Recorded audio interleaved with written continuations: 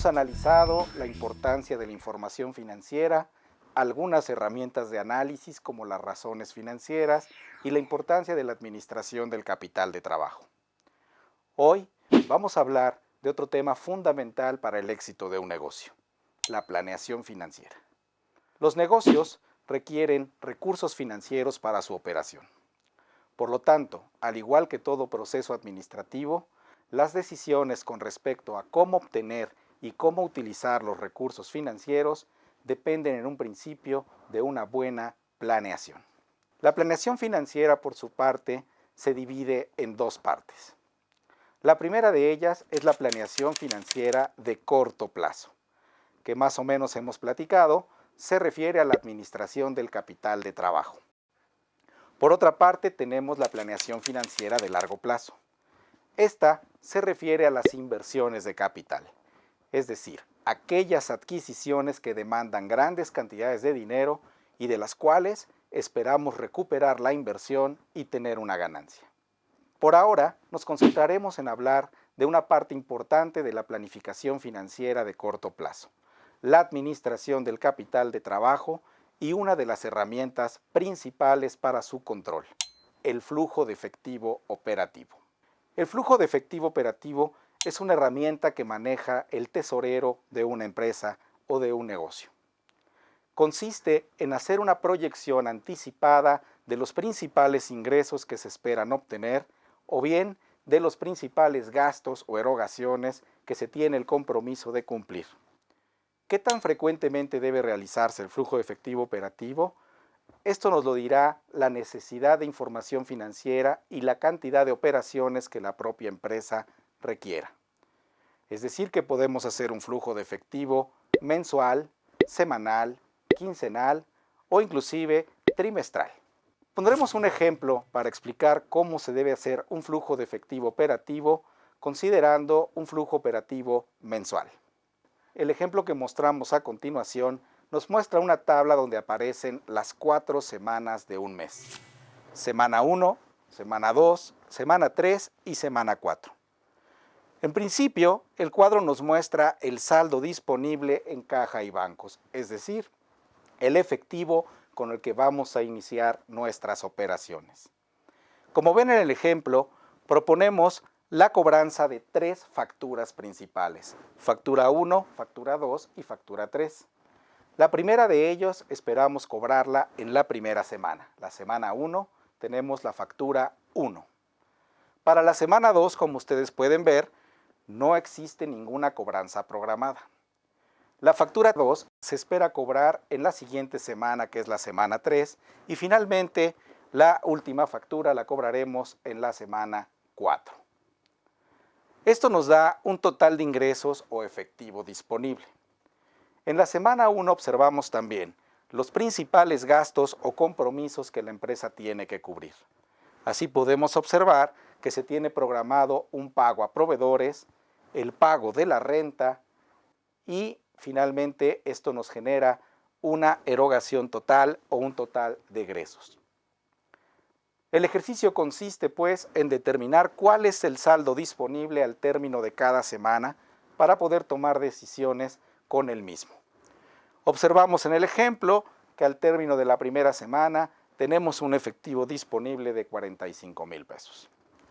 Con esta cantidad vamos a arrancar la siguiente semana, la semana 2. Como habíamos mencionado antes, en esta semana no se prevé ningún ingreso, así que solo contamos con 45,000 pesos para solventar los gastos programados de esa semana. Estamos observando que tenemos un pago de la nómina por 65,000 pesos, lo que quiere decir que tenemos más egresos que ingresos en esta semana. Por lo tanto, nuestro saldo al final es negativo en 20,000 pesos. Si las cosas permanecieran así, arrancaríamos la siguiente semana entonces arrastrando un déficit de 20,000 pesos. Pensamos cobrar una factura de 75,000 pesos y con ello componemos el saldo para poder tener 55,000 pesos disponibles para enfrentar los gastos de esa semana. Los gastos programados, como podemos observar, son de 22,000 pesos de pago a proveedores. Al final se nos compone el saldo y tenemos 33,000 pesos positivos. Con ello arrancamos la semana 4, en la cual cobramos otra factura y podemos cubrir el costo de la nómina, quedando con un saldo final de 18,000 pesos. Sin embargo, como ustedes estarán pensando, sería imposible cerrar la semana 2 con un saldo negativo. Necesitamos encontrar una solución a esta crisis financiera que prevemos se va a presentar dentro de 2 semanas. Para solventar la crisis financiera, el tesorero tendrá que elegir entre 2 opciones. Hacer negociaciones con las personas a las que debe dinero para recorrer los pagos y conseguir tener dinero suficiente para poder pagar oportunamente, o bien buscar otras fuentes de ingreso, otras fuentes de financiamiento para poder pagar estos compromisos. La decisión del tesorero dependerá en una buena medida de las políticas de la propia empresa. Si las políticas le permiten hacer negociaciones con los proveedores, seguramente esta será la opción que se elegirá. Si por el contrario, las políticas de la empresa demandan que se cumpla en tiempo y forma con todos los compromisos adquiridos, el tesorero tendrá que buscar fuentes de financiamiento de corto plazo con las cuales cubrir estos compromisos. En el ejemplo que proponemos, la política de la empresa es la que acabamos de mencionar. El tesorero no puede hacer ninguna negociación con sus acreedores y sus proveedores. La empresa está comprometida a cumplir con sus compromisos en tiempo y forma. Por lo tanto, ¿cuál sería la solución a esta crisis? Considerando las políticas de la empresa y el margen de maniobra con que el tesorero podía resolver la crisis, la mejor opción para resolver los 20,000 pesos faltantes en la semana 2 es la que se presenta a continuación.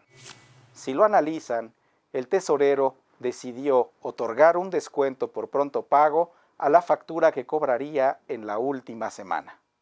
Por lo tanto, trajimos la factura de la semana 4 a la semana 1, con un descuento, por supuesto, por pronto pago. Sin embargo, como pueden observar, con esta estrategia, la semana 1 cierra con un saldo positivo, la semana 2 también, la 3 y la 4. Es decir, sorteamos la crisis financiera y garantizamos un flujo de efectivo positivo en todas las semanas por venir. Si observan con atención, en la parte inferior de la tabla podemos apreciar qué va a hacer el tesorero con los excedentes de efectivo. Los invertirá en inversiones de corto plazo, de bajo riesgo y con máxima liquidez, obteniendo un pequeño interés por cada uno de los saldos que tendrá disponibles para la inversión. Como pueden ver, es una herramienta crucial para la administración financiera de corto plazo, el flujo de efectivo operativo.